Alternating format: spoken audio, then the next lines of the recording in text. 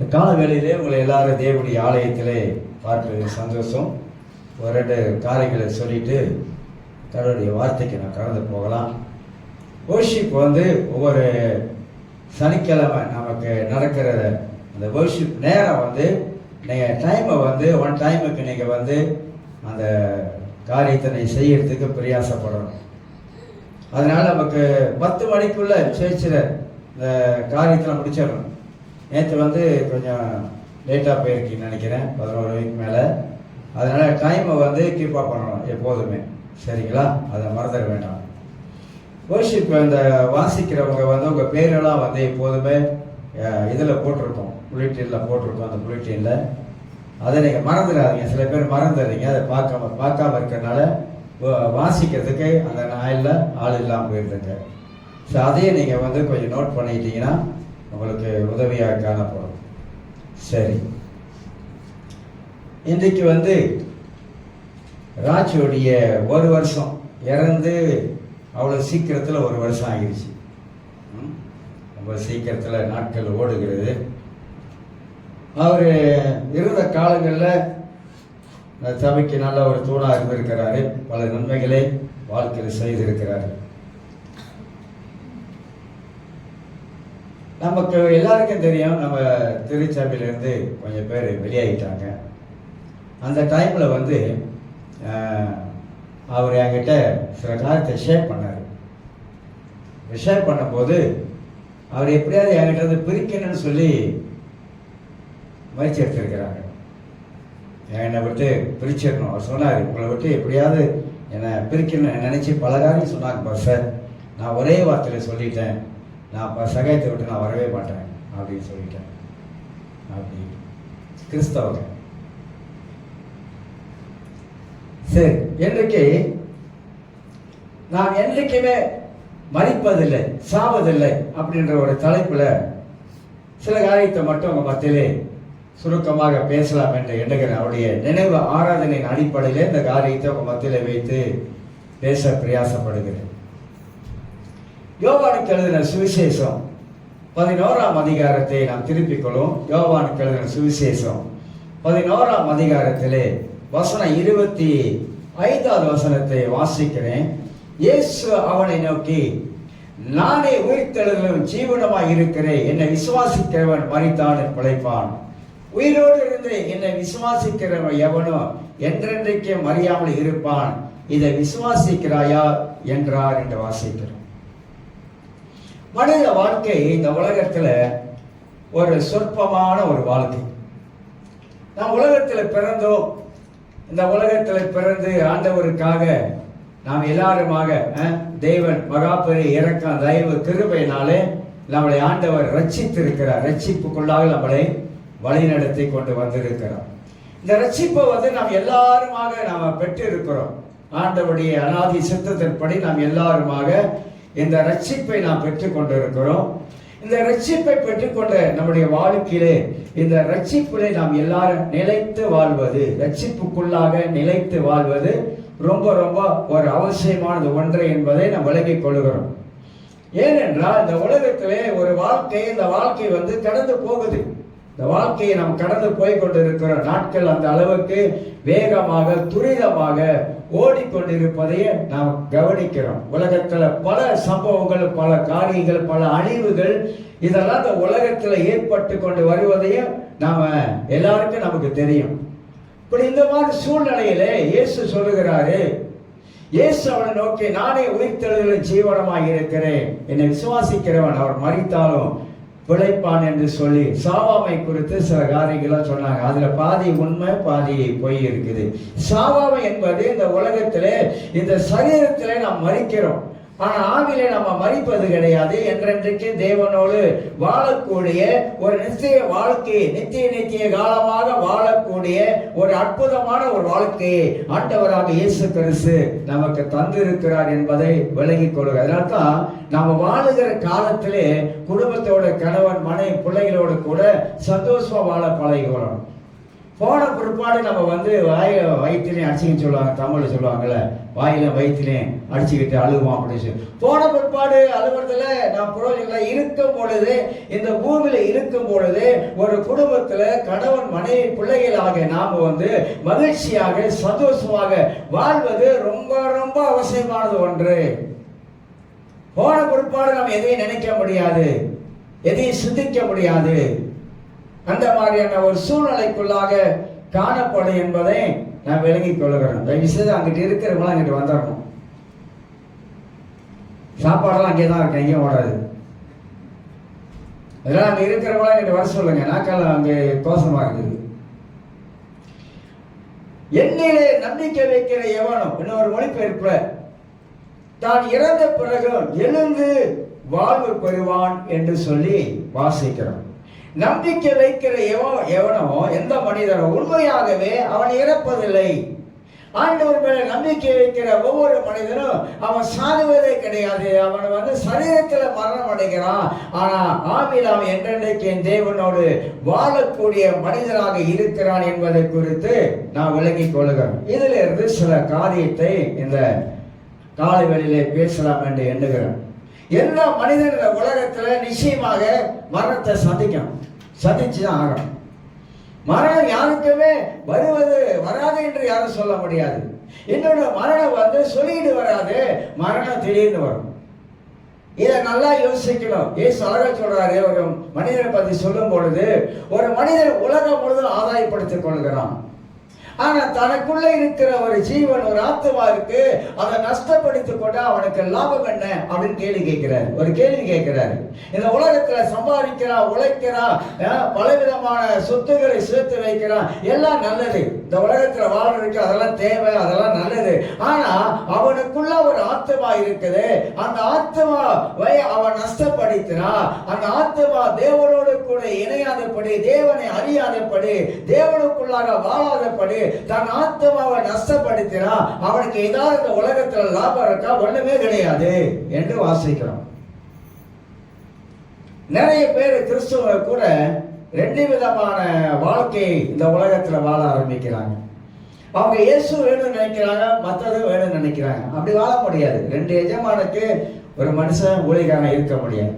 ஒன்று, நம்முடைய வாழ்க்கையில ஆண்டவராக இயேசுவுக்கு முழுமையாக அர்ப்பணித்து வாழக்கூடிய வாழ்க்கை தான் ஆண்டவர் எதிர்பார்க்கிறவராக இருக்கிறார் என்பதையும் நாம் அறிந்து கொள்கிறோம். முதலாவதாக மரணத்தை குறித்து, மனித வாழ்க்கையை குறித்து இயேசு கிறிஸ்து என்ன வேதத்தில் சொல்லி இருக்கிறார் என்பதை குறித்து சிந்திக்க போகிறோம். ராஜி கொஞ்ச காலம் வாழ்ந்தார். 58 வயசுல தான் அவர் இறந்தார். 58 வயசுல தான். ஆனா அது திடீர் மரணம், எதிர்பார்க்க முடியாத ஒரு மரணம். அது ஆண்டடைக்கு அவருக்கு வந்து இந்தியா தேசத்துல எல்லாருக்கும் தெரியும், அவர் மரித்து போனார். இது எதிர்பார்க்க முடியாத, நினைச்சு பார்க்க முடியாத, எண்ணி பார்க்க முடியாத சில மரணங்கள் வந்து மனித வாழ்க்கையில சம்பவிப்பது குறித்து நாம் அறிந்து கொள்கிறோம்.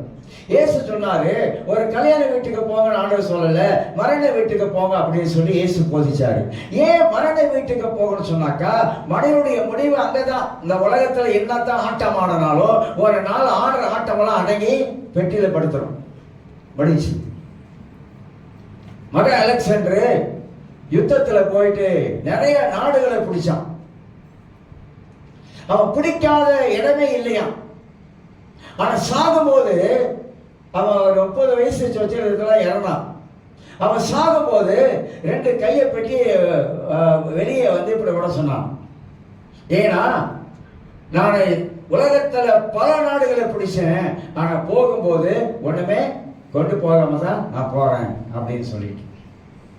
மனித வாழ்க்கை ரட்சிக்கப்பட்ட பிற்பாடு மனித வாழ்க்கை வந்து சரியாக சிந்தித்து இந்த உலகத்துல வாழ வேண்டிய வாழ்க்கை. பெரும்பாலுமா சொல்லுவாங்க, கல்ல வந்து சிலுவிலே அவன் அறையப்படும் போது கடைசி நேரத்துல வந்து அவன் இயேசுவை ஏற்றுக்கொண்டான். கடைசி நேரத்துல அவன் வந்து பரலோகத்துல பரதேசில போயிட்டு அவன் சேர்ந்துட்டான். அப்படின்னு கடைசி நேரம் வரைக்கும் நம்ம இருப்போம். கடைசி நேரத்துல வரைக்கும் நம்ம வந்து உலகத்துல கொஞ்சம் லேசா கொஞ்சம் தொட்டுக்கிட்டு இருப்போம். அப்புறம் மரணம் நமக்கு இழுபறி நேரம் வர நேரத்துல ஆண்டோட பார்த்து நம்ம மன்னிப்பு கேட்டு நம்ம பரலோகம் போயிடலாம். ரொம்ப பேர் அந்த ஷார்ட்கட்லாம் கண்டுபிடிக்கிறாங்க. அது வரைக்கும் என்ன பண்ண மாட்டாங்க, கடலுக்குள்ள வரமாட்டாங்க. அந்த மாதிரி இருக்குது. ஆனா அப்படி இல்லை.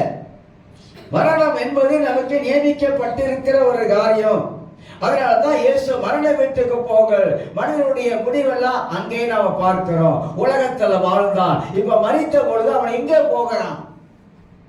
அவனுக்கு என்ன நம்பிக்கையோடு இந்த உலகத்துல இதுவரைக்கும் வாழ்ந்தான்? அந்த மனுஷனுடைய முடிவு எப்படி காணப்படுது? தமிழ்ல சொல்லுவாங்க, 6 சாவு 100 சாவுன்னு. ஏதோ கர்த்தர் நமக்கெல்லாம் ஜீவனை கொடுத்து வச்சிருக்கிறாரு இவ்வளவு நாள். அதுக்கு நன்றி சொல்லணும் ஆண்டவருக்கு. சரீரத்துல பல காரியம் இருந்தாலும் கர்த்தர் நமக்கு உதவி செய்து இந்த உலகத்துல நம்மளை நடத்தி கொண்டு வரார் என்பதை அறிந்து கொள்ளும். அப்ப இந்த பூமியிலே அவன் எப்படி வாழ்ந்தான் என்பது முக்கியம். ஒவ்வொரு மனிதனும் இந்த பூமியிலே அவர்கள் எப்படி வாழுகிறார்கள், எப்படி வாழ்ந்து கொண்டு இருக்கிறார்கள், என்ன மாதிரியான வாழ்க்கை வாழுகிறார்கள், ரொம்ப ரொம்ப முக்கியங்க. ஏன்னா தேவன் கொடுத்த இந்த உயிர் தேவனுக்கு சொந்தமானது. அது தேவகிட்ட தான் போகணும். அதை விட்டுட்டு அது வேற எங்கேயும் போயிடக்கூடாது. அதனால இந்த உலகத்துல வாழுகிற வரைக்கும் நம்முடைய வாழ்க்கையாகப்பட்டது அது ஆண்டவரை நோக்கி இந்த உலகத்துல வாழுகிற ஒரு வாழ்க்கையா இருக்க வேண்டும் என்பது வேதம் போதிக்கிறது. ஒரு மனுஷன் மரித்து போனா மக்கள் என்ன பேசுறாங்க, என்ன பேசிக் கொள்வாங்க? மரண வீட்டுக்கு போனீங்கன்னா அங்க உட்கார்ந்து ஒரு கூட்டமா உட்கார்ந்து சொன்னாக்கா அவங்க என்ன பேசிக் கொள்வாங்க? ஒண்ணு அவன் வாழ்ந்த வாழ்க்கையை பத்தி பேசுவாங்க, இல்லைன்னா அவன் எப்படி இந்த உலகத்துல வாழ்ந்தான் என்பதை பேசுவாங்க.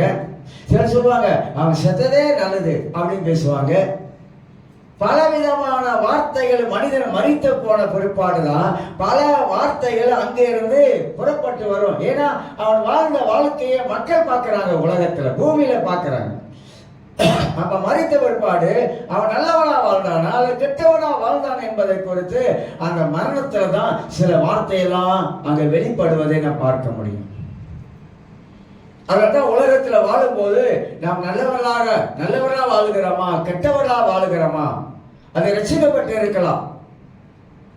ரட்சிக்கப்பட்ட மக்கள் நல்லவர்களாக இந்த உலகத்துல வாழ்ந்து போகும்போது நல்ல மனுஷன், அருமையான மனுஷன், நல்ல ஒரு ஆவிக்குரிய மனிதன், பக்தி உள்ள மனிதன், ஜெபிக்கிற மனிதன், ஆலயம் தவறான மனிதன் அப்படின்னு பேசுறாங்களா?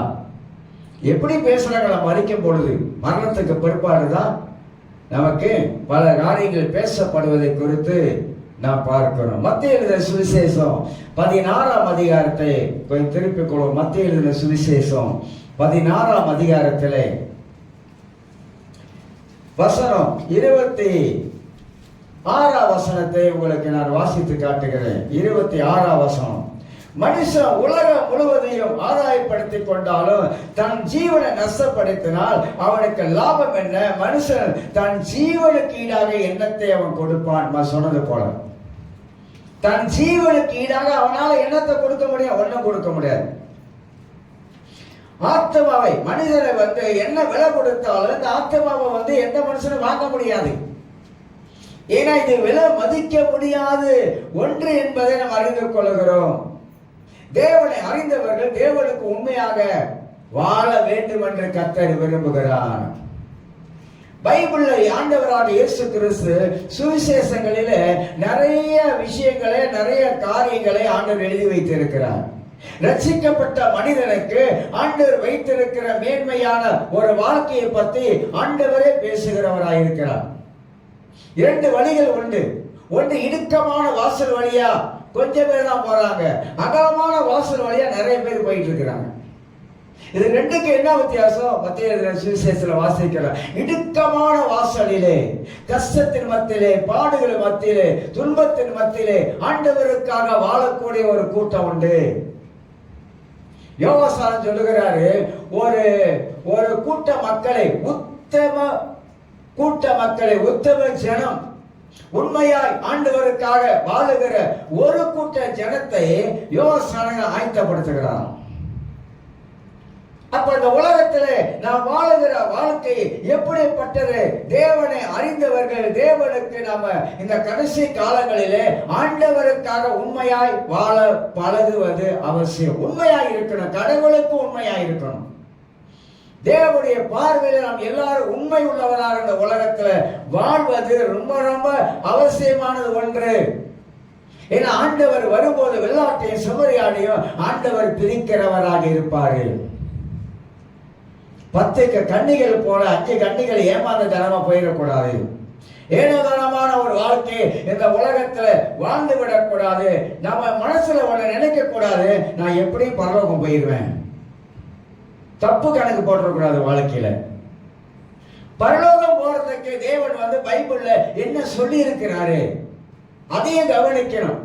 நம்முடைய குடியிருப்பு இந்த பூமியில இல்லதான்.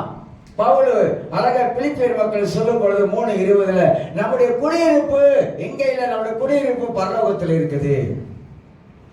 ஏன்னா அந்த நாட்கள்ல இந்த பிலிப்பியர் மக்களுக்கு அவங்களுக்கு குடியுரிமை பத்திரம் இல்லை. அப்ப அவங்களாம் ரொம்ப கவலைப்பட்டு கொண்டு இருந்தாங்க. இப்ப பவுல் உற்சாகப்படுத்துறார், இங்க இல்லைன்னா என்ன அவங்களுக்கு, இப்ப பரலோகத்துல நமக்கு எல்லாமே இருக்குது. நம்ம அங்க உள்ள ஆட்கள், அங்க போக வேண்டிய ஆட்கள், நாம இங்க வாழ வேண்டிய ஆட்கள். ஏதோ கொஞ்ச காலம் சரீரத்தில் இந்த உலகத்துல வாழ்றோம். பவுல் அதான் சொல்றாரு, இந்த உலகத்தை விட்டு பிரிந்து நான் தேவனோடு நான் வாழ்வதற்கு எனக்கு ரொம்ப ஆசை தான். ஆனாலும் கொஞ்ச காலம் இந்த சரீரத்துல இங்க உலகத்துல இருந்து ஆண்டவருக்காக சேவை செய்வதில் நான் பிரயாசப்படுகிறேன் அப்படின்றாரு. யாருமே இந்த உலகத்துல இருக்கணும் அப்படின்ற, அதாவது பணம் காசு உள்ளவங்க இந்த உலகத்துல நான் சாகவே கூடாது, நான் இருக்கணும் அப்படின்னு ஒரு உள்ளத்துல ஒரு ஆசை எண்ணம் இருக்கலாம். ஆனா நீ என்னதான் நினைச்சாலும் அது நடக்காத ஒரு காரியம். நிச்சயமா ஒரு நாள் மூட்டை கட்டிக்கிட்டு போகதான் வேணும். வீட்டெல்லாம் மேல வராது, அது நமக்கு அவசியம் தான். பூமியில இருக்கிறவருக்கு எல்லாமே அவசியம் தான். ஆனா நம்ம போகும் பொழுது எல்லாமே விட்டுட்டு தான் போக போறோம். ஆனா அப்படி போகும்போது என்ன விதமான நிச்சயத்தோடு நாம போய் சேருவோம் என்பதை நாம் அறிந்து கொள்ள வேண்டும். இயேசு 2 காரியத்தை முன்ன வச்சிருக்கிறாரு. பாவத்திலே நிலைத்து வாழுகிறவர்கள் தேவ ராஜ்யத்தில் பங்கடைய முடியாது. எப்படின்னு கேட்கிறீங்களா? 1 கொரிந்தியர் புஸ்தகம் நம்ம ரொம்ப கவனமா வாழணும். இல்லைன்னா எதுவுமே நம்ம வாழ்க்கையில வாழ்ந்தது பிரயோஜனம் எல்லாம் போயிடும்.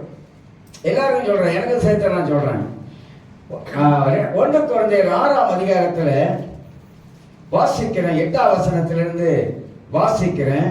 நீங்கள் அநியாயம் செய்கிறீர்கள், நஷ்டப்படுத்துகிறீர்கள், சகோதரருக்கு அப்படியே செய்கிறீர்களே.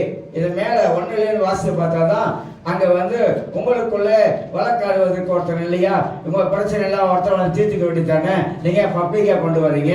ஏன்னா அந்த காலத்துல கோர்ட் இப்ப இருக்கிற கோர்ட் மாதிரி கிடையாது, பப்ளிக் கோர்ட். எல்லாம் கூடி பாப்பானுங்க. அதை பத்தி பேசிட்டே வர்றாரு. பேசிக்கிட்டு 9ஆம் வசனத்துல அநியாயக்காரர் தேவனுடைய ராஜ்யத்தை சுதந்திரிப்பதில்லை என்று அறியீர்களா கேள்வி கேட்கிறார். யாரு? அநியாயக்காரர், அக்கிரமக்காரர். இவங்களெல்லாம் தேவ ராஜ்யத்தை சுதந்திரிப்பதுன்னு உங்களுக்கு தெரியவே தெரியாதா? இந்த பூமியில ரட்சிக்கப்பட்டோம், நம்முடைய வாழ்க்கையில அநியாயத்தையும் அக்கிரமத்தையும் செய்து வந்தா பரலோக ராஜ்யத்துல போய் நாம் சேருவோமா? முடியாதுங்க, முடியவே முடியாது. எல்லாரும் வேற விதமான கோணத்துல தான் இன்னைக்கு பாக்குறாங்க. ஏன்னா இன்னைக்கு இந்த போதனைகள் எல்லாம் நீ என்னெல்லாம் பண்ணலாம்ப்பா, அதெல்லாம் பிரச்சனை இல்லை. கர்த்தர் நம்மளை தண்டிக்கிறவர் கிடையாது, அவர் அன்புள்ளவர், அவர் நம்மளை நேசிக்கிறவர். அதனால நீ என்னவெல்லாம் பண்ணலாம், ஆண்டவர் மன்னிச்சிடுவாரு. அந்த காலத்துல யூதர்களுக்கு ஒரு மூட நம்பிக்கை இருந்துச்சு. எங்களுடைய தகப்பன் ஆபிரகாம், அதனால நாங்கள் என்ன பண்ணாலும் எங்களுக்கு மரணம் வந்தா கூட நாங்க நரகத்துக்கு போக மாட்டோம். ஏன் கேட்டீங்கன்னாக்கா, ஆபிரகாம் நரகத்தின் வாசலிலே நிற்பாரு. அப்ப நாங்க போகும்போதெல்லாம் ஆபிரகாம் எங்களை அப்படியே பரலோகத்துக்கு அனுப்பிடுவாரு. ஏன்னா யூதர்கள் ஆபிரகாம் எங்களுக்கு தகப்பன். என்ன மாதிரி நம்பிக்கை பார்த்தீங்களா? இவன் பண்றதெல்லாம் உலகத்தில் அநியாயத்தையும் அக்கிரமத்தையும் பண்ணிவிட்டு இவர் தண்டனைக்கு பாதாளத்துக்கு போகும் பொழுது உடனே ஆபிரகாம் காப்பாற்றி அனுப்பிடுவாராம். இது இந்த கதை எதில் போய் ஜாயின் பண்ண தெரியுங்களா? கத்தோலிக்க மார்க்கத்தில் உத்தரகிஸ்தான ஒரு ஸ்தலம் இருக்கு. அங்க வந்து மரியாள் ஜெபம் பண்ணி அவங்க எல்லாத்தையும் அப்படியே பரலோகத்தை சேர்த்துருவாங்களாம். அந்த கதை தான் இப்போ இந்த கதை. அப்ப நம்ம என்ன நினைக்கிறோம், நம்ம மறிக்கும் பொழுது நிச்சயமாக நம்ம வந்து போயிடுவோம். இல்லாத அநியாயத்தை அக்கிரமம் பண்ணிவிட்டு பரலோகத்துல போக முடியுமா? முடியாதுங்க, நடக்கவே நடக்காது. பைபிள் அப்படியெல்லாம் நமக்கு வந்து கற்றுக் கொடுக்கல, போதிக்கல. அப்புறம் அதிலே சொல்றாரு, வஞ்சிக்கப்படாதிருங்கள், ஏமாற்றப்படாதிருங்கள். பிசாசு நம்மளை வஞ்சித்திருவான். வேசி மார்க்கத்தாரோ, விக்கிர ஆராதனைக்காரரோ, விபச்சாரக்காரோ, சூனியக்காரரோ, ஆண்புணர்ச்சிக்காரரோ, திருடரோ, பொருளாசைக்காரரோ, வெறியரோ, உதாசீனரோ, கொள்ளைக்காரரோ தேவனுடைய ராயத்தை சுதந்திரிப்பது இல்லை. சொல்லிட்டு தான் கீழே பதில் கொடுங்க. ஒரு காலத்துல நீங்க அப்படி இருந்தீங்க. எப்படி சொல்றாரு, உங்களில் சிலர் இப்படிப்பட்டவர்களா இருந்தீங்க. இயேசுவை ஏற்றுக்கொள்ளாத பொழுது நீங்க எல்லாம் அப்படி வாழ்ந்தீங்க, அப்படி ஜீவித்தீங்க சொல்லிட்டு சொல்றாரு, ஆயினும் கர்த்தராகிய இயேசுவின் நாமத்தினாலோ தமது தேவனுடைய ஆவியினால கழுவப்பட்டீர்கள், பரிசுத்தமாக்கப்பட்டீர்கள், நீதிமானாக்கப்பட்டீர்கள். அப்படி இருந்தீங்க. இப்ப இப்படி வந்துட்டீங்க. இப்படி வந்த நீங்களும் பழையபடி நீங்க அப்படி பெயரக்கூடாது. தமிழ்ல சொல்லுவாங்க, சொல்லாமா சொல்லக்கூடாது யோசிக்கிறேன். பழைய பழைய அப்படின்னுவாங்க. இப்படி வந்துட்டா நாம வந்து இப்படி வந்து எல்லாம் கழுவப்பட்டுட்டோம், சுத்தமாக்கப்பட்டுட்டோம், பரிசுத்தமாக்கப்பட்டுட்டோம், நீதிமன்றம் ஆக்கப்பட்டுட்டோம். இப்படி ஆக்கப்பட்ட நாம போய் திருப்பி என்ன பண்ணக்கூடாது. ஒரு சமயம் ஒரு பெரிய ஒரு ஆறை தாண்டறதுக்கு பெரிய ஒரு உருளை கட்ட, இங்கிட்ட ஆடு வருது, எங்கிட்ட பன்றி வருது. இப்ப ரெண்டு பேரும் கிராஸ் பண்ணி போக முடியாது. இந்த கிராஸ் பண்ணி போக முடியாதனால அந்த கட்டை கொஞ்சம் ஆட ஆரம்பிச்சிருச்சு. உடனே ஆடு என்ன பண்ணிருக்க, நேரா விழுந்துருச்சு. கீழே பார்த்தா கொஞ்சம் சகுதி. அதை என்ன பண்ணிருக்குது, வேற கத்தி உடம்புல சிறுத்து சிறுதியெல்லாம் உதரை தள்ளி விட்டு அது ஏறி போயிருச்சு. அந்த பண்டிகை அதே மாதிரி விழுந்துருச்சு பாருங்க சேத்துல. நான் கண்ட இடம் சொர்க்கட்டான அப்படியே படுத்துருச்சான்.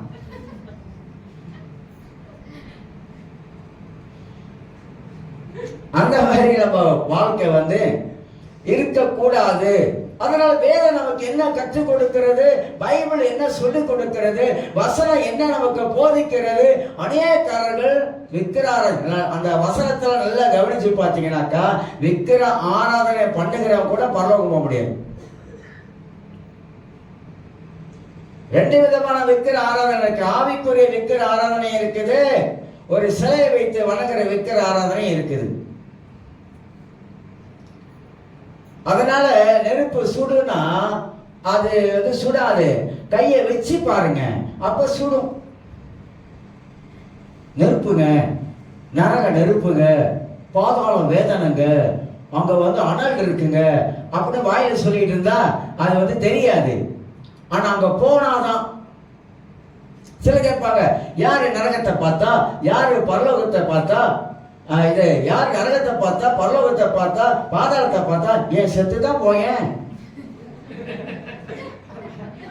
நீ எதையுமே பார்க்கல, செத்துதான் போய் பாரு.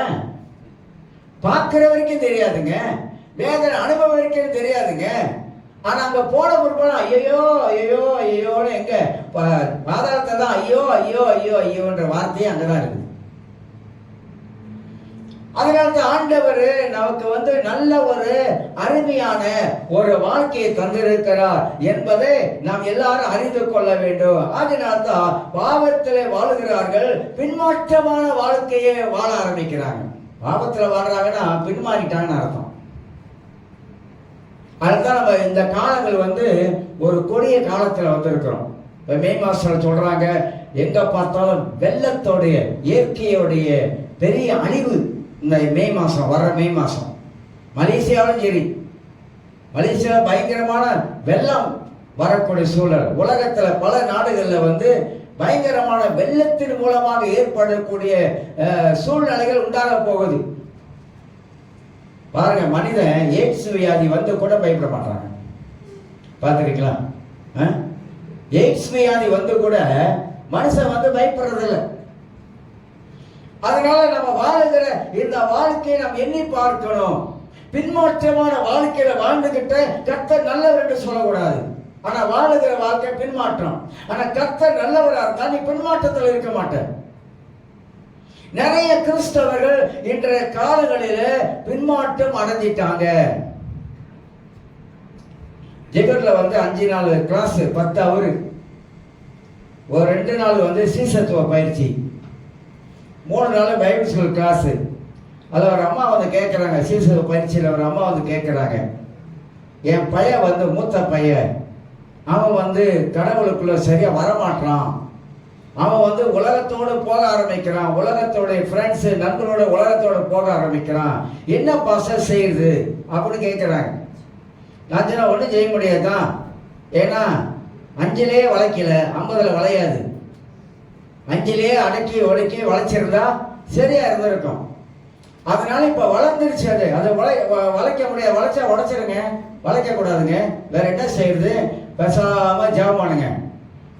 உன் பிள்ளைக்காக நீங்க ஜெபம் பண்ணணும். நான் ஜெபிக்கிறது தான் பாஸ்டர், ஜெபிச்சுக்கிட்டே இருங்க. 2 நாள் ஜெபம் பண்ணிட்டு 3 மூட்டை கட்டி போட்டு உட்காந்துறாங்க. நான் ஜெபம் பண்ணிட்டேன் அப்படின்னு நினைக்காதீங்க. இல்ல சொல்லி ஜெபம் பண்ணுங்க. அவன் என்னென்ன வாழ்க்கையில அவன் வந்து கிரியில் காணப்படுது, அவன் என்னென்ன காரியத்தில் ஈடுபடும், இதெல்லாம் சொல்லி சொல்லி பாரத்தோடு கண்ணீர் விட்டு நீங்க ஜெபிக்க ஆரம்பித்தீங்கன்னா கர்த்தர் வாழ்க்கையில கிரியை செய்வாரு. சால்ஸ்பின்னியோட வாழ்க்கையெல்லாம் அவனோட தாயாரு படுத்திருக்கும் ஒரு நேரத்துல கண்ணீர் விட்டு அழுவாங்களாம். அந்த கண்ணீர் வந்து அவன் காலில் வந்து விழுவும். அப்படி மாற்றப்பட்டவங்க நிறைய பேர் இருக்கிறாங்க. அதனால தான் சொல்றது, கடவுளை சின்ன வயசுல இருந்து பிள்ளைகளை வந்து கடவுளுக்குள்ளாக பக்தியில கொண்டு வரணும். ஒரு பிள்ளை உலகத்துக்கு போயிட்டானா உங்களாலையும் காப்பாற்ற முடியாது, என்னாலையும் காப்பாற்ற முடியாது. ஏன்னா உலகத்துக்கு போயிட்டா உலகம் சொல்லி கொடுக்கிற பிரகாரமா தான் வாழ்க்கை இருக்கும். அதனால்தான் உலகத்துக்கு போகாத படிக்கு அவனை தேவன் பக்கமா கொண்டு வருவதற்கு நம்முடைய கரத்துல தான் ஆண்டவர் அந்த பொறுப்பையே வச்சிருக்கிறாரு. பிள்ளைகளை கண்டிக்க வேண்டிய நேரத்துல கரெக்டா கண்டிக்கணும். இல்லனாக்கா போசி கண்டிக்காம விட்டுட்டா பிள்ளைகளை வந்து வேற விதமா ஆயிடுவாங்க. ஏன்னா உலகம் அப்படி இருக்கு. அந்த மாதிரி சூழ்நிலையில தள்ளப்பட்டுருவாங்க. அதை நம்ம மனதில் வைத்துக் கொள்ள வேண்டும். ஆகினால்தான் பின்மாற்றமான வாழ்க்கை மனித வாழ்க்கையில திடீர் மரணம் சந்திக்கும் பொழுது உன் நிலைமை என்ன ஆயிரும்? ஏன் நம்ம வந்து பின்மாறி கடலோட்டில பின்மாறி வாழ்றாங்க, உலகத்துக்குள்ள போயிட்டுங்க. இப்ப உலகம் வந்து நமக்கு ரொம்ப சந்தோஷத்தை கொடுக்கிற மாதிரி இருக்குது. உலகம் வந்து ரொம்ப நமக்கு வந்து மகிழ்ச்சியை கொடுக்கிற மாதிரி இருக்குது. உலகத்துடைய நண்பர்கள் ஃப்ரெண்ட் எல்லாம் போய் சேரும் பொழுது நமக்கு எங்கேயும் கிடைக்காதவன கிடைச்சது மாதிரி இருக்குது. திடீர்னு மரணம் சம்பவிக்குது. ரொம்ப பேர் நினைக்கிறாங்க வாலிப பிள்ளைங்களுக்கெல்லாம் வந்து ஹார்ட் அட்டாக்லாம் வராதுன்னு சொல்லி. ஸ்கூல் படிக்கிற பயலுக்கே வந்திருக்குது. 26 வயசு 25 வயசு இப்படிப்பட்ட பயல்களுக்கெல்லாம் மாரடைப்பு வந்து இறந்திருக்காங்க. கவனமா இருக்கணும். திடீர் மரணம் வந்தா அவனுடைய நிலைமை என்ன, அவன் எப்படி வாழ்ந்தான், கடவுளுக்குள்ளாக எப்படி ஜீவித்தான், அதை பொறுத்து தான் பரலோகம் அங்கீகரிக்கும். இல்லைன்னா பரலோகம் அங்கீகரிக்காது. ஆக சாகும் போது மரணம் வரும்பொழுது நம்ம எங்க போகிறோம் என்பது நாமளே நிச்சயித்துக் கொள்ள வேண்டும். இதெல்லாம் ரொம்ப முக்கியமான காரியம். நம்ம வாழ்வது ஆண்டவருக்காக வாழ்றாங்க. இந்த உலகத்துல நம்ம ஒரு காலத்துல வாழ்ந்தோம். எனக்கு தெரியும் உலகம்னா என்னன்னு தெரியும், உலகத்துல எப்படி இருந்தேன்னு தெரியும், எப்படி வாழ்ந்தேன்னு தெரியும். அது ஒரு சாக்கடை. உலகம் வந்து ஒரு சாக்கடை. இந்த உலகத்தில் இருக்க இந்த பிரபஞ்சத்தினுடைய பிசாசாகப்பட்டவன் நம்மளை உலகத்துக்குள்ளாக இழுத்து கொண்டு போய் அவனுடைய வழிக்குள்ள கொண்டு போறான். அவனோட திட்டம், அவனுடைய பிளான் என்ன, எவ்வளவு பேரை வந்து மோசம் போக்கணுமோ, எவ்வளவு பேர்த்த பாதாளத்தை கொண்டு போகணுமோ, எவ்வளவு பேரை அவனை கூட்டி சேர்க்கணுமோ அவ்வளவு பேர் இந்த கடைசி காலத்துல கூட்டி சேர்க்கிறான். மோசம் போக்குற உலகத்துல நம்ம வாழ்றோம். அதனால்தான் அடிக்கடி சொல்றது கவனமாக இருக்க வேண்டும். பக்தி உள்ளவர்களாக வாழ்வதற்கு பிரயாசப்பட வேண்டும். வேத வாக்கியங்களை ஆண்டவர் நமக்கு என்ன வாக்குத்தத்தம் கொடுத்திருக்கிறார் என்பதை அதை நாம் அறிந்து கொள்ள வேண்டும். அதனால்தான் எல்லாரும் பரலோகம் போவார்கள் என்பதை குறித்து பரலோகம் நமக்கு போதிக்கல. யார் பரலோகம் போவார்கள், யார் பரலோகத்தில் தங்கி இருப்பார்கள், யார் அங்கே வாசம் பண்ணுவார்கள்? 15 சங்கீதத்தில் அழகா சொல்லுகிறது. 15 சங்கீதத்தில் யார் பரலோகம் போவா அப்படின்னு கேட்டீங்கன்னா சங்கீதம் 15 தான் நினைக்கிறேன். எடுங்க பார்க்கலாம். கர்த்தாவே, யார் உம்முடைய கூடாரத்தில் தங்குவான், யார் உம்முடைய பரிசுத்த பர்வதத்தில் வாசம் பண்ணுவான்? கூடாரம்னா அவருடைய வீடு. யார் உம்முடைய வீட்டுக்கு போவா? பரலோக வீட்டுக்கு யார் போவா? எப்படிப்பட்டவங்க பரலோக வீட்டுக்கு போவாங்க? எப்படிப்பட்டவங்க அங்கே தங்கி இருப்பாங்க? எப்படிப்பட்டவங்க அந்த பரிசுத்த பருவத்தில் வாசம் பண்ணுவாங்க? நிறைய பேர் பரலோகத்தை விதவிதமா என்ன சொல்றாங்க, கற்பனை பண்ணி சொல்ல ஆரம்பிக்கிறாங்க. ஆனா பரலோகத்தை பத்தி பைபிள் ரொம்ப திட்டமா விவரிச்சு பரலோகம் எப்படி இருக்கிறது, பரலோகம் எப்படிப்பட்டது, பரலோகத்துல யாரெல்லாம் போக முடியும், அங்க யார் இருக்கிறா பரலோகத்துல? மெத்தடிஸ்ட் சபை கிடையாது, கத்தோலிக் சபை கிடையாது, ஜீசஸ் ஃபெலோஷிப்பும் கிடையாது. எந்த ஃபெலோஷிப்பும் அங்க பரலோகத்துல இல்ல. ஆட்டுக்குட்டியானவரே அங்க சபையா இருக்கிறார். எந்த சபையும் அங்க இல்ல பரலோகத்துல. அங்க போனோடனே, ஓ நீ மெத்தடிஸ்டா, வாங்க வாங்க மெத்தடிஸ்ட் வாங்கிட்டு போங்க. ஓ ஜீசஸ் ஆமா அந்த அம்பாங்களை வச்சிருந்தீங்க, அப்புறம் சில இடத்துல வச்சிருந்தீங்க, எல்லாம் அங்க போங்க, எல்லாம் அங்கிட்டு போங்க. அங்க ஒண்ணும் இல்ல, பூமியில தான் அது. ஆனா பரலோகத்துல நாம் எல்லாருமாக தேவனுடைய பிள்ளைகள் அங்க இருப்போம். அங்க போய் சண்டை போட முடியாது. அங்க பார்த்தா ஏய் மச்சான் அப்படிலாம் சொல்ல முடியாது. சொல்லுங்க, ஏ மச்சான் எப்படி இருக்க மச்சான், நல்லா இருக்க மச்சான் அப்படிலாம் அங்க சொல்ல முடியாது. ஏன்னா அங்க என்ன இல்ல, பத்த பாசம் இல்ல, கொள்வன கொடுப்பன கிடையாது. அங்க எல்லாம் நம்ம தேவதூதர்கள் போல இருக்கணும். பைபிள் இயேசுவே சொல்றாருங்க. வேத வாக்கியங்களை நீங்கள் தேவனுடைய வல்லமைய வேத வாக்கியங்களை ஏன் தப்பா நினைக்கிறீங்க? அங்க எல்லாருமாக தேவ தூதர்களை போல, தேவ தூதர்கள் எப்படி இருக்கிறாங்களோ அவங்க மாதிரி நம்ம அங்க பரலோகத்துல இருப்போம். ஆவின் சரீரத்துல அங்க என்ன இல்ல, அழுகை இல்ல, கண்ணீர் இல்ல, துக்கம் இல்ல, ஒண்ணுமே இல்ல. அங்க என்ன உண்டு? அல்லேலூயா என்ற ஒரே பாடல், இரைச்சல் சத்தம் உண்டு. அங்க யாரு இருக்கா? பிரகாசிக்கிற தேவன் இருக்கிறாரு.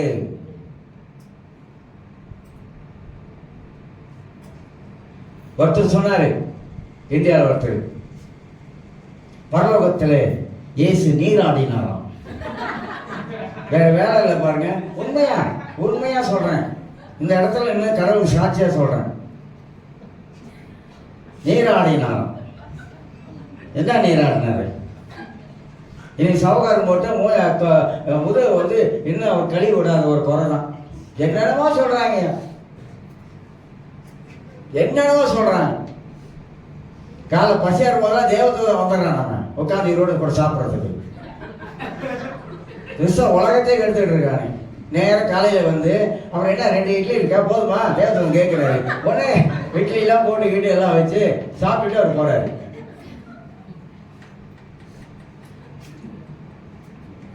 நிச்சயமான கடவுளை என்னென்னமோ சொல்லி என்னென்னமோ ஆக்கிறாங்க. வித்தியாசமான கோணத்துல ஆக்கிறாங்க, வித்தியாசமா செயல்பட ஆரம்பிக்கிறாங்க. அதனால வசனம் சொல்லுது 2ஆம் வசனம், உத்தமனாய் நடந்து. பரலோகத்துக்கு யாரும் போக முடியும்? போய் பேசுறேன், பித்தாட்டம் பண்றேன், உள்ள மாதிரி கேப் மாதிரி பண்ண மாதிரி எவனும் போக முடியாது. அது நானா இருந்தாலும் சரிதான், யாரும் போக முடியாது.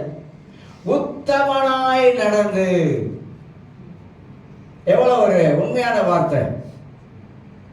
உண்மையாய் ஆண்டவருக்காக வாழ்ந்து, உண்மையாய் ஆண்டவருக்காக ஜீவித்து, அப்புறம் நீதியை நடப்பித்து, நீதி நேர்மையை நேர்மையான காரியங்களை நடப்பித்து மனதார சத்தியத்தை பேசுகிறவன் தானே. யார் போவா?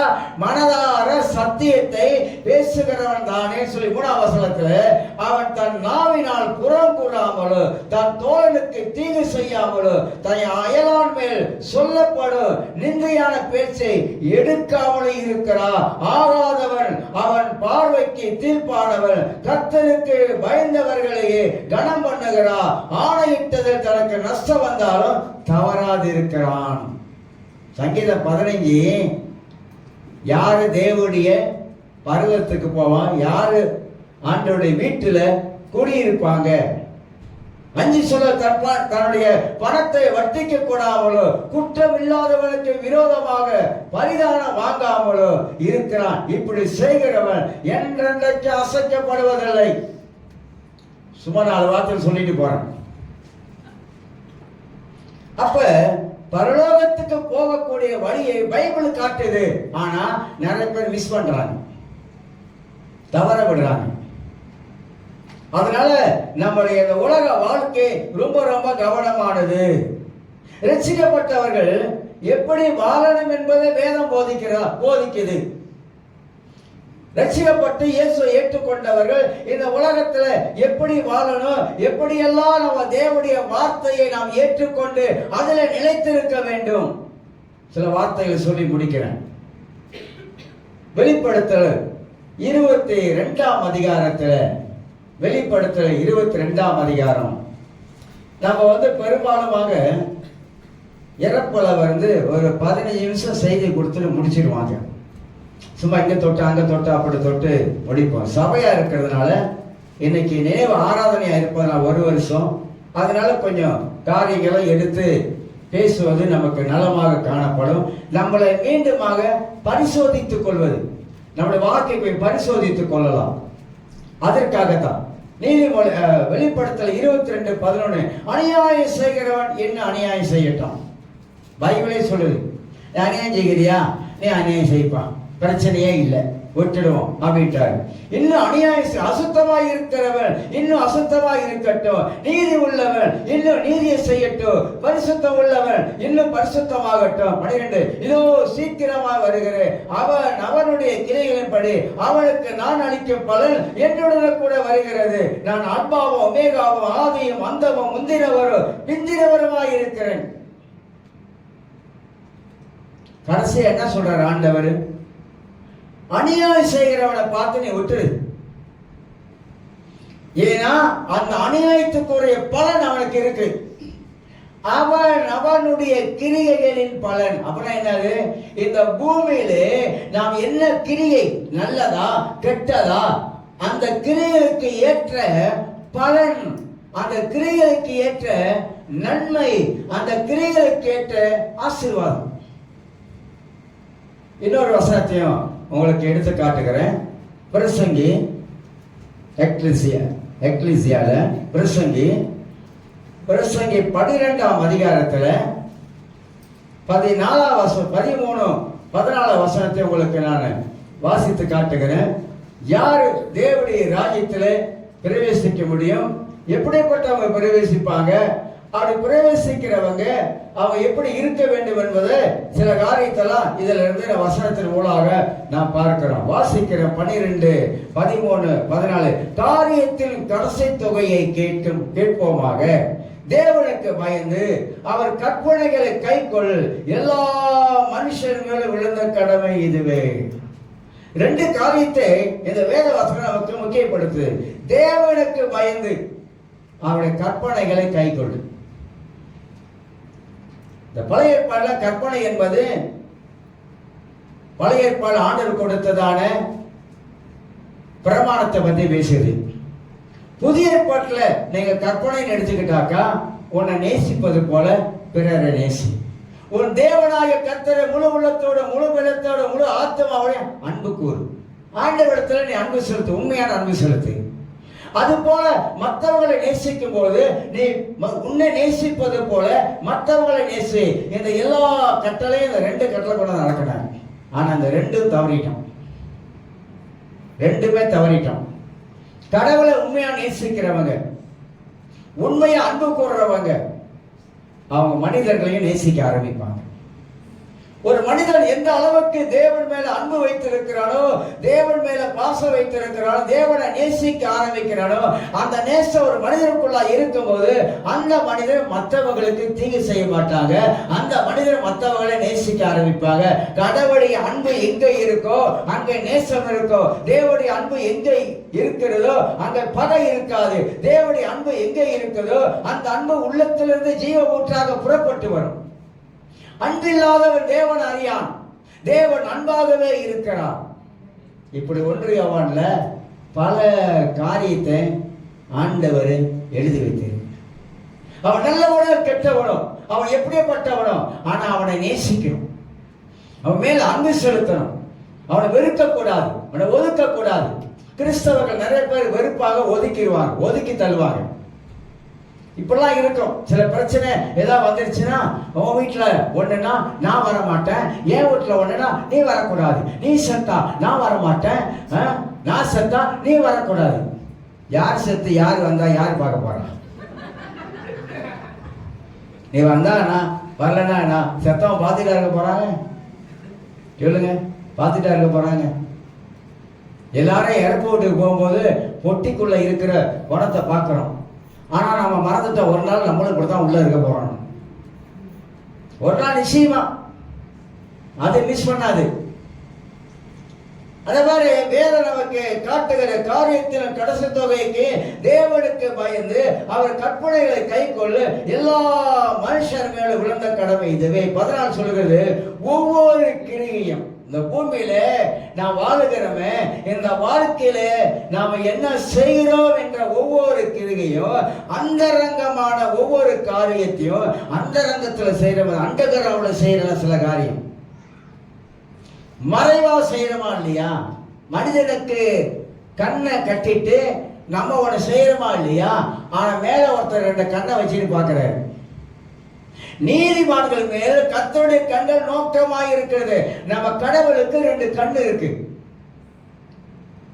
அந்த 2 கண்ணு உள்ள ஆண்டவர் இந்த உலகத்துல எல்லாரையும் பார்க்கிறார், நம்மளையும் பார்க்கிறார்.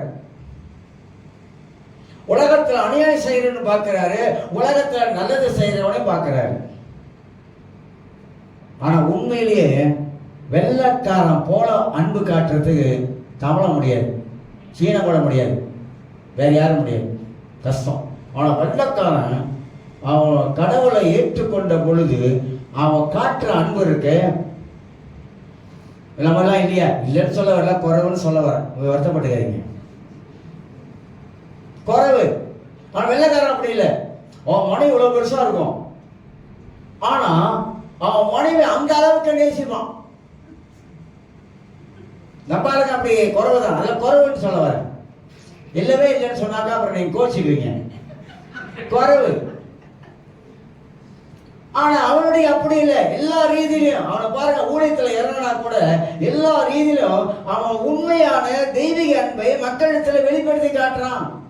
அவருடைய கிரிகையை கர்த்தர் பார்க்கிறாரு. பூமியிலே ஒவ்வொரு கிரி அந்தரங்கமானாலும் அது என்ன சொல்லப்படுது, தீமையானாலும் நன்மையானாலும் தீமையானாலும், இந்த வசனத்துல போய் கவனிக்க, நம்ம தேவ நியாயத்திலே கொண்டு வருவார். அது நன்மையோ தீமையோ நியாய தீர்ப்பு ஒன்று இருக்குல்ல, அந்த நியாய தீர்ப்புல கர்த்தர் கொண்டு வந்து நிப்பாட்டுவாரு. ரோமர் 8ஆம் அதிகாரத்துல, ரோமர் 8ஆம் அதிகாரத்தை நாம திருப்பிக் கொள்வோம், பார்த்து முடிப்போம். ரோமர் 8ஆம் அதிகாரத்துல சாப்பாடுலாம் உங்களுக்கு இருக்கு, பயப்பட வேணாம், நல்ல திருப்தியா சந்தோஷமா சாப்பிட்டுட்டு மெதுவா போலாம். ரோமர் 8ஆம் அதிகாரம் 1ஆம் வசனம், ஆனபடியா கிறிஸ்து இயேசுக்குள் பட்டவராக இருந்து, எப்படியா, கிறிஸ்து இயேசுக்குள்ளாக இருந்து மாம்சத்தின்படி நடவாமல் ஆவின்படி நடக்கிறவர்களுக்கு ஆக்கினை தீர்ப்பு இல்லை. இந்த மாம்சத்தின்படி நடவாது என்ற வார்த்தையில மூல வார்த்தையில சின்ஃபுல் நேச்சர், பாவ சுவாபத்தன்மை. இந்த மாம்சத்தில் நடக்கிறதுனால நம்ம வேற மாதிரி நினைச்சிடும். நம்ம போட்டி பொறாம எரிச்சல மாம்சம் தானே, மாம்சத்தெல்லாம் வருது, அந்த மாதிரி நடக்கக்கூடாதுன்னு நினைச்சிடும். ஆனா அப்படி இல்லை, அதை பத்தி சொல்லல.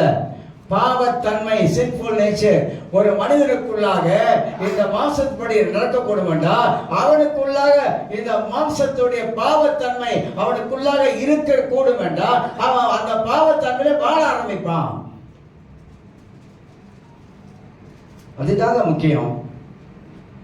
அப்ப கிறிஸ்துவுக்குள்ளாக வாழும் பொழுது இந்த பாவத்தன்மை நம்மளை விட்டு நீங்கி போகிறோம். அப்ப கிறிஸ்துவுக்குள்ளாக வாழுகிற வாழ்க்கையில தான் ஆக்கினை தீர்ப்பு கிடையாது.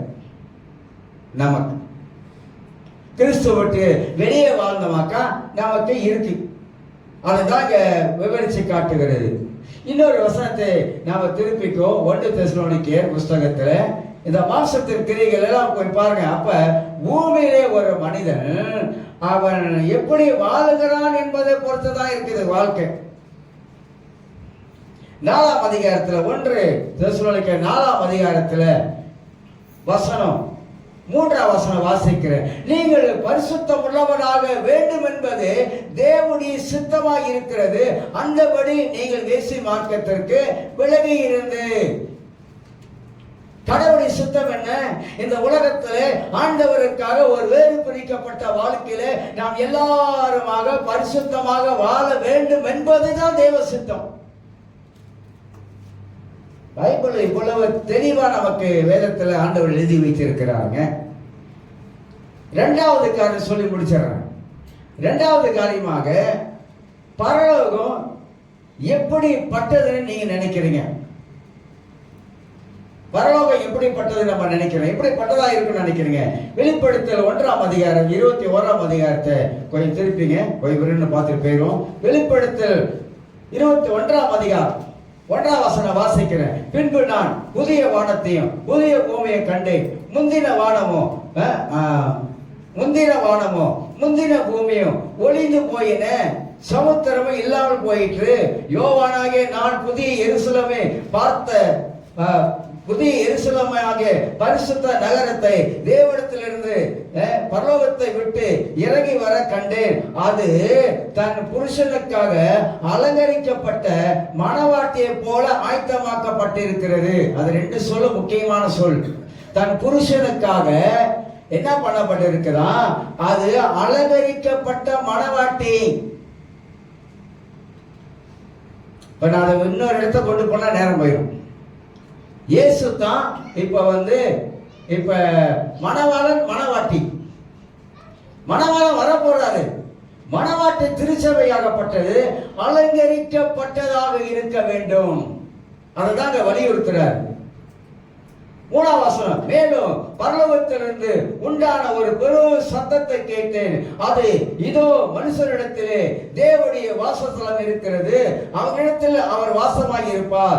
அவர்களும் அவருடைய ஜனங்களாய் இருப்பார்கள். தேவன் தாமே அவரோட கூட இருந்து அவர்களும் அவருடைய தேவனாய் இருப்பார். சொல்லிட்டு தான் 4ஆம் வசனத்துல அவருடைய கண்ணீர் யாவையும் தேவன் துடைப்பார். இனி மரணமும் இல்லை, துக்கமும் இல்லை, அலறுதலும் இல்லை, வருத்தமும் இல்லை, முந்தினவைகள் ஒழிந்து போன என்று விளம்பினது.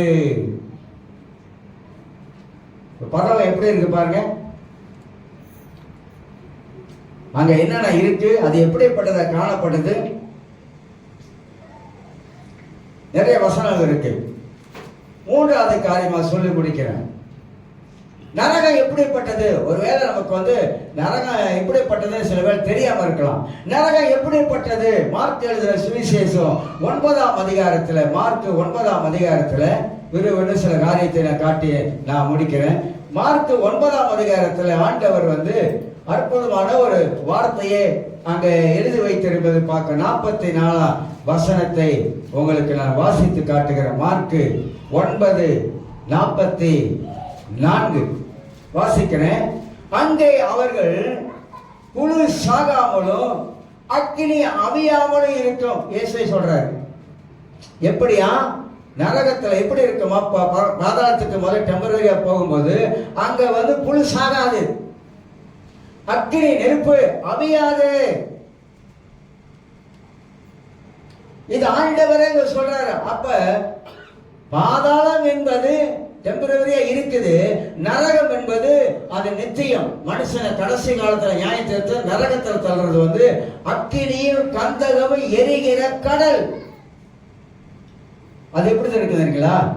எரிமலை குமரி வெடிச்சா அந்த சிகப்பா அப்படி வருதுல்ல, அது எப்படி இருக்கு பார்க்க? அதுதான் ஒருத்தன் வந்து அந்த அக்கினி எரிகிற கடல்ல போய் ஒருத்தனை ஆர்டர் தூக்கி போட்டானா அவனுக்கு சாவே கிடையாது. அவன் காலம் முழுவதுமாக அவன் கத்திக்கிட்டே வேதனையில இருப்பான். வாயில சொல்றாங்க, வசனம் அப்படி போதிக்குது. ஆண்டவர் சொல்றாரு, நம்மளை எச்சரிக்கிறாரு, நம்ம கவனமா வாழ சொல்றாரு. அந்த அக்னியை கந்தகம் எரிகிற கடல் நம்ம போய் பங்கடைய கூடாது என்பதற்காக சொல்றாரு. வாழ்க்கையை திருப்ப சொல்றாரு, வாழ்க்கையை மாற்றி அமைத்துக்க சொல்றாரு. கொஞ்ச காலம் இந்த வாழ்க்கையில வாழுகிற சிற்றின்பங்களுக்கு, கொஞ்ச கால இன்பங்களுக்கு நாம வந்து போயிட்டோம் அப்படின்னாக்கா நித்தியமாக நரகத்துல அனுபவிக்கிற வேதனை இருக்கு. அதை சொல்ல முடியாதது, சொல்ல முடியாதது. 48 வாசிக்கிற பாருங்க. அங்கே அவர்கள் புழு சாகாமலும் அக்னி அவியாமலும் இருக்கும். இயேசுவே சொல்றார், புழு சாகாது, அக்னி அவியாது, புழு கண்ணுலாம் வரும். எப்படி இருக்கும் பார்த்துருக்கேன், சில படத்தெல்லாம் காட்டியிருக்காங்க, எனக்கு தெரியும், நான் பார்த்துருக்கேன். கண்ணுல இருந்து புழு கொட்டும். சாட போறீங்க, ரொம்ப பேச வேணாத.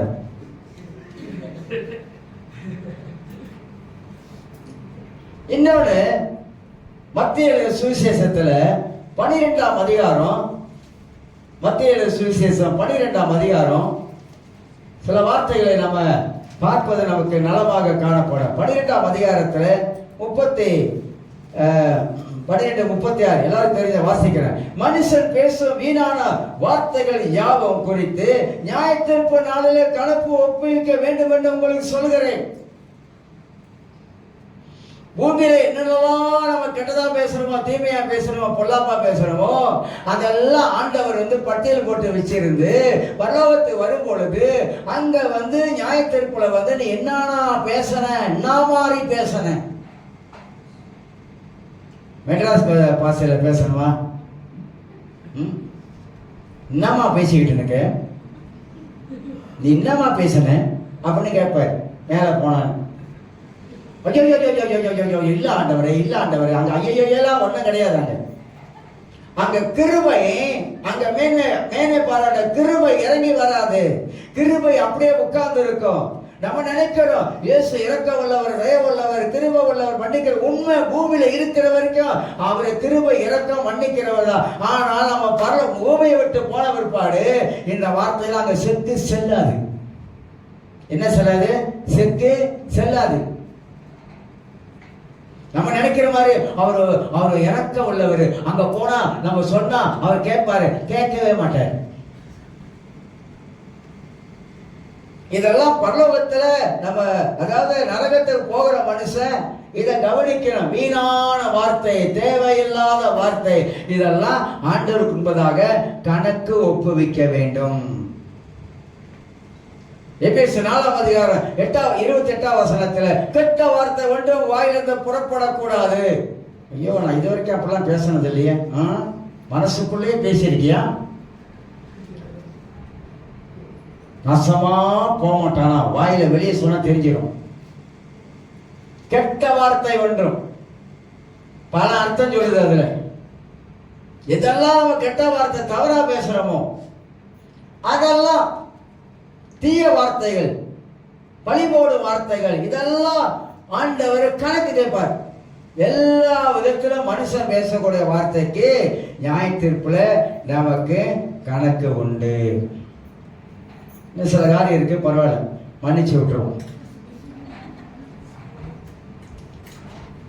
இந்த பூமியில ஒரே ஒரு வாழ்க்கை, அந்த வாழ்க்கை ஆண்டவராக இயேசு கிறிஸ்துவுக்காக வாழுகிற வாழ்க்கை.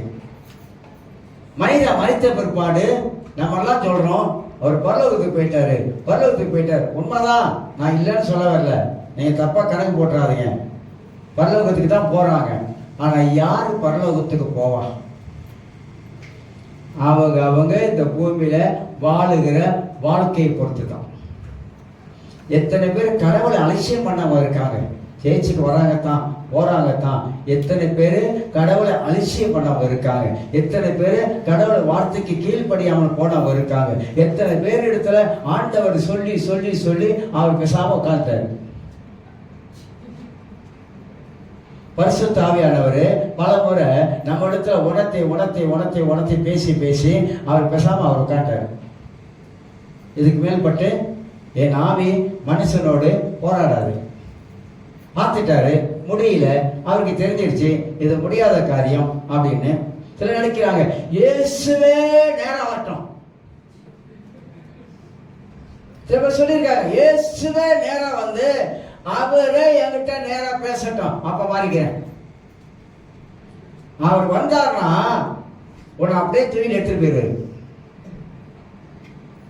அந்த மாதிரி எல்லாம் ரொம்ப பேரு அவர் சொல்லட்டும், ஆண்டவர் சொல்லட்டும் அப்படின்னு. ஆண்டவர் எப்படி பேசுறாரு? ஒரு மனுஷன் மூலமா தான் பேசுறாரு. ஆண்டவர் எப்படி பேசுறாரு? வசனத்தின் மூலமா கர்த்தர் பேசுறாரு.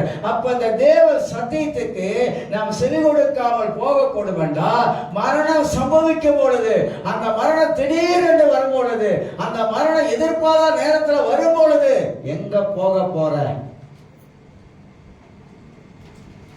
நம்ம தான் தீர்மானம் பண்ணணும். பரலோகத்துக்கு போக போறோமா, நரகத்துக்கு போக போறோமா? பாதாளத்துல நம்மளுக்கு போய் நம்ம தள்ளி விட போறதுக்கு பிசாசு அவ்வளோ வேலை பண்றான் உலகத்துல. கிறிஸ்தவங்களுக்குள்ளாக பிசாசு நிறைய வேலை செய்யறான். நிறைய ஏகப்பட்ட வேலையை பிசாசு வந்து ரட்சிக்கப்பட்ட தேவனுடைய பிள்ளைகள் வாழ்க்கிறதா அவன் வேலை செஞ்சுக்கிட்டே இருக்கிறான். ஏன் வேலை செய்யறானா?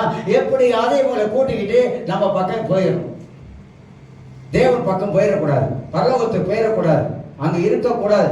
ஏன்னா அவன் அங்க இருந்தவன், அவனுக்கு தெரியும் பரலோகம் எவ்வளவு மகிமையானது, பரலோகத்துல எவ்வளவு இன்பமானது, பரலோகம் எப்படிலாம் இருக்குன்னு அவனுக்கு தெரியும். அங்க இருந்து அவன் தள்ளப்பட்டு கீழே விழுந்தவன். அதனால தான் அவன் அவளை எல்லாரையும் வஞ்சிக்க பார்க்கிறான், ஏமாத்த பார்க்கிறான். ஆகின இந்த கால வேளையில ராஜி இருந்தாரு, மறைஞ்சாரு. அவரு இறப்பார் என்று சொல்லி கனவுல கூட யாரும் நினைச்சிருக்க மாட்டாங்க. ஆனா செய்தி வரும்போது எல்லாருக்கும் ஒரு அதிர்ச்சி. ஏன்? மாரடைப்பு. இது நிறைய பேருக்கு இப்ப வந்துகிட்டு இருக்கு, நிறைய பேருக்கு இப்ப வருது. ரொம்ப பேரு அலட்சியமா இருக்கிறாங்க, கவனிக்கிறதில்ல, பார்க்கறதில்ல. அதனால அவங்க வாழ்க்கையில இதெல்லாம் சம்பவிக்குது. அப்ப மரணம் எந்த மனிதனுக்கு சம்பவித்தாலும், கர்த்தருடைய பிள்ளைகளுக்கு வந்தாலும், கர்த்தருடைய பிள்ளைகள் இந்த உலகத்தில் வாழும்போது நிச்சயத்தோடு வாழணும். எல்லாரும் எழுந்திருக்கணும், நிச்சயத்தோடு வாழணும்.